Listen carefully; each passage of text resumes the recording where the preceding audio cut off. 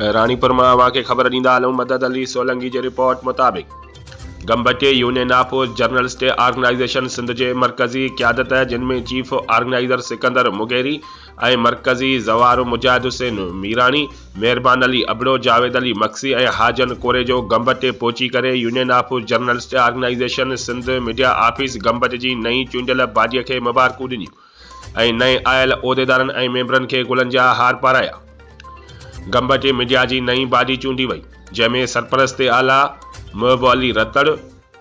सदर गुलाब अली ॼामड़ो, सीनियर नायब सदर Jinsar Ali Jamro, general secretary Bahadur Ali Jamro, information secretary Ehsan Ali Gaho, office secretary Kamran Ali उजड़, खजांची Rashid Ali Jamro, working committee chairman Madad Ali Solanki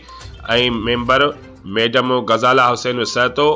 madam Shabnam Sahito, Amjad Ali Almani, Sajid Ali Jamro ऐं उहिदेदारनि ते मुंतखब कयो वियो।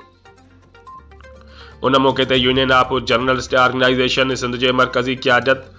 गंबटे मीडिया ऑफिस जी कारकर्दगीअ खे साराहियो। उन मौके ते आज़ाद साफ़त ज़िंदाबाद जा नारा हणी हर मज़लूम जो आवाज़ आला ऐवाननि ताईं पहुचाइण लाइ वचन कयो वियो। उन मौके ते नई चूंडियल बाडीअ खे लारकाने खां आयल union of journalist organisation Sindh जे मरकज़ी क़यादत जो तहे दिल सां शुक्रियो अदा कयो।